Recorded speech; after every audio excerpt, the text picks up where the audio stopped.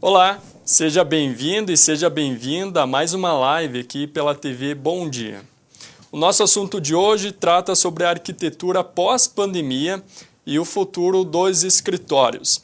No meio de tantas incertezas geradas pelo novo coronavírus, uma das certezas que a gente pode ter é a questão da mudança do cotidiano nos hábitos das pessoas e também desta esperança de um novo normal. Hoje o nosso assunto, então, vai tratar sobre estas modificações, principalmente nos ambientes de trabalho home office, né, que perduraram e ainda perduram durante esta pandemia.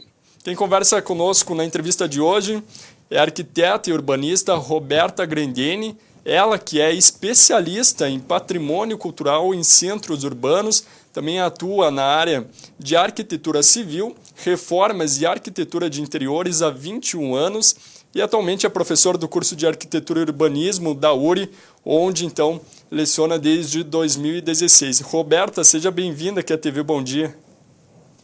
Obrigada, Natan. Bom dia a todos que estão nos acompanhando.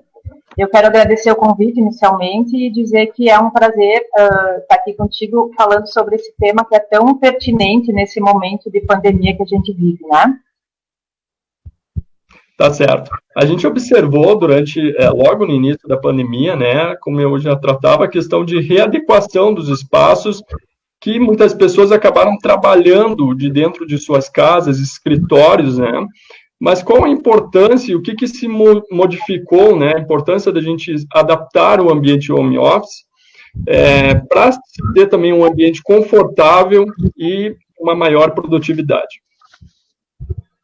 Bom, primeiro acho que é preciso explicar que o boom do home office, ele aconteceu lá no final dos anos 80 e início dos anos 90. Claro que não aqui para nós, no interior, né? Mas, com a chegada das empresas de tecnologia, né, de Facebook, Google, essas empresas investiram muito nos espaços para atrair os seus funcionários, né? Então, essas empresas tinham toda uma configuração de planta livre, áreas de convívio, para atrair esse pessoal que era bastante jovem. Então, o home office, nesse momento, ele ficou um pouquinho de lado. Com a chegada da pandemia, nesse momento que a gente está vivendo agora, nós fomos pegos de surpresa, né? Então, a gente não estava preparado para ter esse trabalho, para desenvolver esse trabalho em casa. É importante dizer também que existem perfis de pessoas diferentes, né? Cada pessoa é uma, né? Então, algumas se adaptam mais facilmente ao trabalho em casa e outras não. Porque a gente precisa, muitas pessoas precisam daquele tempo de trajeto, né? Digamos, de casa para o trabalho, para que o nosso cérebro entenda que nós estamos nos concentrando para desenvolver aquele trabalho. E em casa, muitas vezes, não é assim que acontece, né? Então, é mais fácil a gente perder concentração, é mais fácil se distrair com o gato, o cachorro, a TV, né? Então, os espaços em casa, às vezes, não estão adequados para esse tipo de trabalho. Então, qual é o perfil de pessoa que se adapta melhor a esse trabalho em home office, né? Principalmente quem mora sozinho, porque aí pode trabalhar de qualquer lugar, né, da sala, da cozinha, do quarto, que não vai ter interferências externas, né? Para famílias, né, onde pai e mãe trabalham, as crianças que estudam, todos precisam de um momento, né, de utilização de um computador, enfim, às vezes essas questões de concentração para o trabalho ficam mais dificultadas. Então, o que a gente indica? Que as pessoas tenham um espaço, pelo menos, onde elas possam fechar uma porta, né, para poder se concentrar naquele momento de trabalho. Mas o que é importante?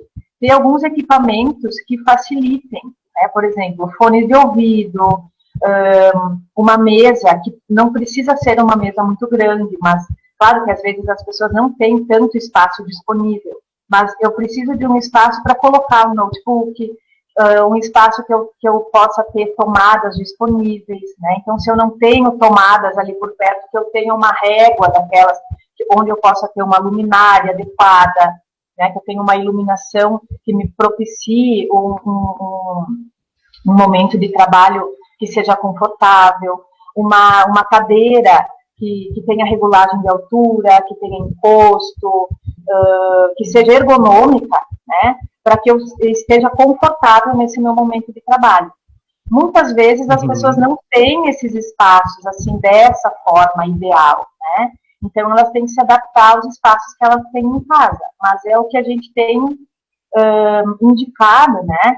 Então muitas vezes a pessoa precisa investir em algum mobiliário, em algum sei lá, alguma coisa que seja mais adequada para aquele momento. Então agora é a hora de investir, porque como a gente está mais em casa, né, a gente começa a perceber o que realmente está faltando naquele momento.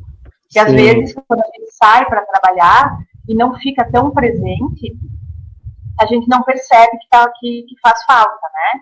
Acho que mais ou menos, resumidamente, seria isso. Tá certo. Bom, como você mesma citava agora há pouco, né, eu acredito que a arquitetura, ela trabalha muito na questão de observar o cotidiano das pessoas, os hábitos, e aí trabalhar com projetos em cima disso, né, para também melhorar a vida das pessoas, facilitar, né, essa questão do atendimento.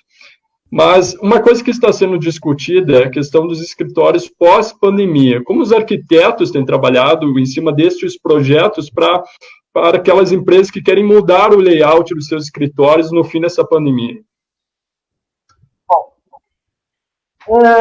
inicialmente, assim, a gente não sabe exatamente o que é que vai ser esse novo normal, né?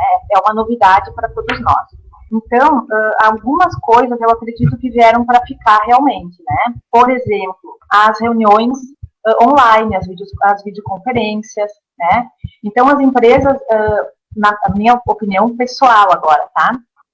Eu acho que as empresas podem pensar em fazer uma avaliação sobre a produtividade dos seus funcionários que estão em home office. Porque alguns eles vão se destacar, né, por terem sido produtivos, e outros nem tanto, porque, como eu falei anteriormente, pessoas são diferentes, funcionam de forma diferente. Então, daqui a pouco, poderia ser proposto na empresa que alguns funcionários pudessem ter a opção de continuar trabalhando em home office, porque não é porque eu estou presente na empresa que eu estou produtiva, né? Então, talvez alguns espaços, a área física das empresas, talvez pode até ser reduzida, né? Porque uma porcentagem, talvez, dos profissionais, dos funcionários, poderia estar trabalhando agora, em definitivo, em home office, tendo, logicamente, algumas reuniões presenciais, né, semanais, quinzenais, enfim, mas eu acho que isso poderia gerar uma mudança até de layout, né, nas áreas totais, né, que poderiam talvez ser reduzidas, ou as empresas podem começar a trabalhar num modelo de rodízio, né, de dias intercalados no funcionamento dos funcionários, e isso tudo vai interferir nos layouts das empresas, né. Então, eu acho que importante também seria manter esse distanciamento mínimo de 1,5 metro, talvez em ambientes que não sejam tão favorecidos por iluminação natural ou ventilação natural, que as pessoas continuassem seguindo a trabalhar com máscara, né, principalmente os funcionários que tenham ali alguma comorbidade ou alguma, né, que estejam no grupo de risco, porque se a gente pensar que no Japão, por exemplo, a gente vê seguidamente, né, reportagens onde as pessoas usam máscaras diariamente, né, já com frequência muito antes da pandemia. Então, isso pode reduzir outras doenças e outros contágios que não sejam pandêmicos, né? Então, muitas coisas eu acho que podem ter vindo agora com a pandemia e que vão perdurar. Uma coisa que as empresas podem pensar também é a questão dessa contaminação que pode gerar até outras doenças mesmo, por exemplo, nos sanitários, nos banheiros, né? Usando torneiras com sensor, usando a própria válvula de descarga automatizada, né? Claro, são investimentos que precisam ser feitos, né? Mas que acho que vêm para um bem comum, né? e até se a gente pensar no nosso inverno, né, que a gente vive às vezes em ambientes fechados, sem muita troca de ar, pensar nessas questões de instalar algum tipo de ventilação que promova essa renovação do ar, né? Outras questões assim o próprio uso da máscara, né, que permite que a gente não passe gripe, né, que é tão comum no nosso inverno, que a gente passe o vírus da gripe para outras pessoas. Outras questões também de não tocar em maçanetas, então as portas automáticas de acesso. Então tem uma infinidade de alternativas aí que eu acho que vem para facilitar, né, essa questão de contaminações, e não só do coronavírus, né, mas de outras questões de saúde que eu acho que podem ser resultado disso. Mas eu acho que o que veio para ficar mesmo são as reuniões remotas, né? Porque se tu pensar que muitas empresas precisam que os seus funcionários se desloquem para reuniões em outras cidades, né? Isso vai acarretar uma economia e vai acarretar também o tempo daquele funcionário na própria empresa. Ele não precisa se deslocar para fazer uma reunião lá em outra cidade. Então, essas reuniões por videoconferência, eu acho que também vem para facilitar a vida de muitos funcionários e muitas empresas, né? Só que, claro, a empresa precisa disponibilizar esses equipamentos, né? A internet que não vai cair toda hora, enfim, toda essa tecnologia que precisa ser revista para que essas coisas funcionem realmente. Tá certo. Roberta, você citou uma coisa muito importante, a questão dos ambientes, né? Não necessariamente nos escritórios, mas a questão dos banheiros, de dispor talvez aí, de acessórios que facilitem, né? E mantenham talvez uma distância da questão do contato, né, físico entre as pessoas e os equipamentos, justamente evitando essa questão de um possível contágio com alguma doença ou um vírus.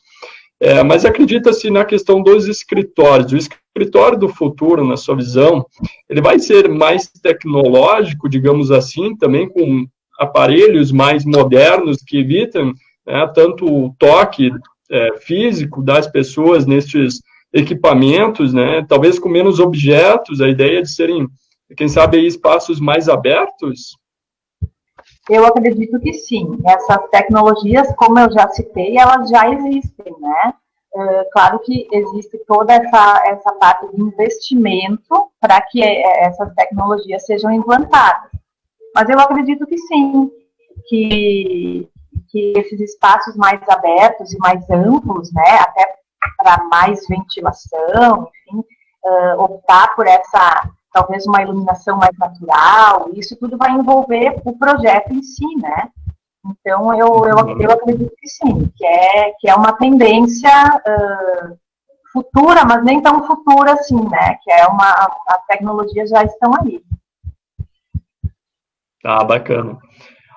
Por último, eu gostaria de lhe perguntar, Roberta, o Conselho de Arquitetura e Urbanismo aqui do Rio Grande do Sul esteve fazendo algumas lives, né, nos últimos dias, e em uma das entrevistas sobre a arquitetura de interiores em tempos de pandemia e os impactos dos ambientes construídos, uma das questões que foi levantada é papel de parede.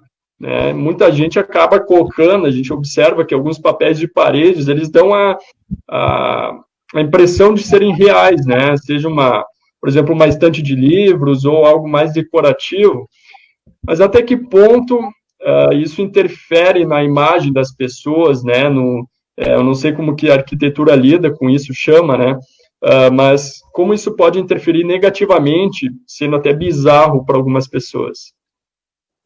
Isso é um tema delicado, né? Porque o bizarro acho que até uma palavra um pouco forte, mas é aquela questão do bom gosto, do mau gosto, do que eu gosto, do que você gosta, do que é bonito para mim, do que é bonito para você. Isso é muito relativo, né? Então, como arquiteta, e acho que todos os profissionais, meus colegas, a gente costuma indicar, né, direcionar as pessoas ao uso de determinados materiais, enfim. Mas é muito específico também de cada um, é uma questão de gosto, a gente tenta colocar da melhor forma possível para o cliente, o que é mais indicado, o que não é, mas tem que ter uma certa sutileza para dizer algumas coisas, às vezes, né? O que não vai ficar bonito, o que não é esteticamente bem apresentado, enfim. A gente tem que ter muita sutileza na hora de dizer o não para o cliente, né? Na hora de dizer, não vamos usar isso porque não tem nada a ver, né? Então, é bem relativo, assim, mas eu gosto de utilizar materiais que sejam naturais, que sejam, assim, verdadeiros, né? Por exemplo, eu não gosto daquele papel de parede que imite um tijolo, eu não gosto de utilizar naquela janela uma imagem de uma natureza, por exemplo, né? A mesma coisa com aquelas plantas que são que não são verdadeiras, que são de plástico, né? E às vezes é isso que o cliente quer, ele não quer se incomodar, então ele quer colocar aquilo ali no canto e nunca mais mexer, né? Então eu prefiro utilizar os materiais realmente de verdade, como eu digo, né? Então se é madeira, não é a cerâmica que imita uma madeira. Claro que a gente tem que levar em consideração o investimento que o cliente pode fazer, porque tudo tem um custo, né? Então a gente tem que trabalhar dentro do orçamento que está proposto, que ele está nos propondo. Mas a gente vai adquirindo essa habilidade com o passar do tempo de direcionar o cliente para que ele tenha um resultado de projeto, né, que seja satisfatório, que ele fique satisfeito.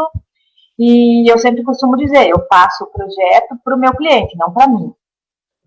Então eu preciso atender às necessidades dele. Tem coisas que eu não vou querer colocar, mas que eu não tenho como não colocar, porque às vezes é o sonho da vida dele, né?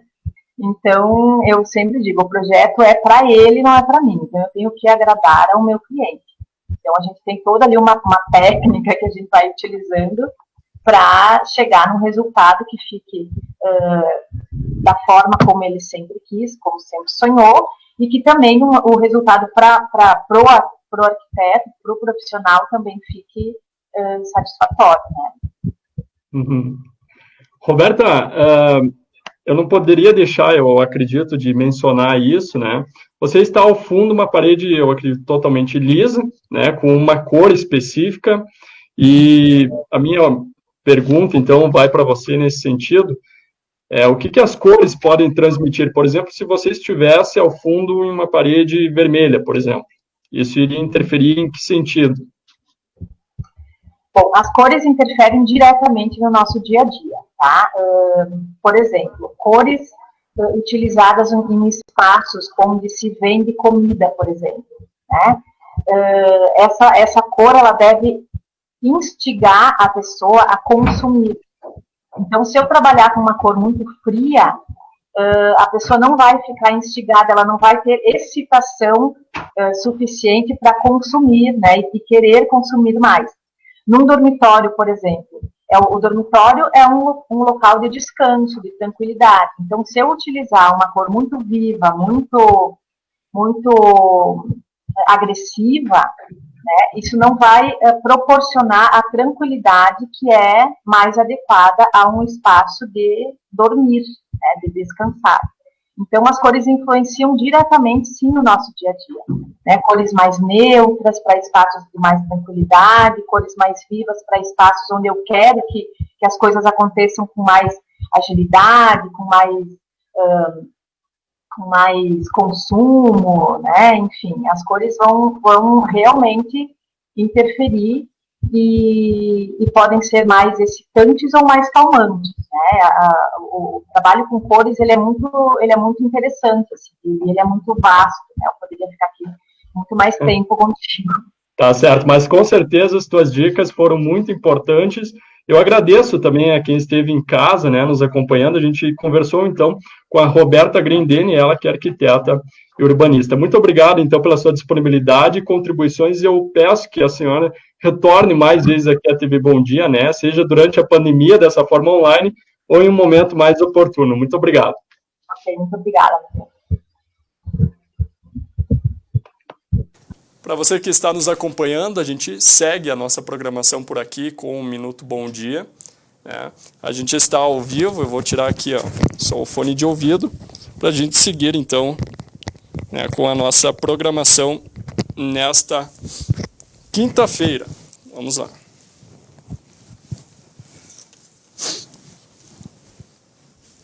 Agora são 10 horas e 50 minutos.